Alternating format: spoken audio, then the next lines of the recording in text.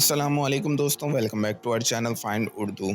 आज हम एक अंग्रेज़ी लफ्ज़ कॉन्सिक्वेंटली का मतलब समझेंगे। कॉन्सिक्वेंटली का सही तर्जुमा है इस नतीजे में या इस वजह से। इसका मतलब होता है किसी वजह या सबब के बिना पर आने वाला नतीजा या असर। मसलन अगर हम कहते हैं she forgot her umbrella consequently she got wet in the rain.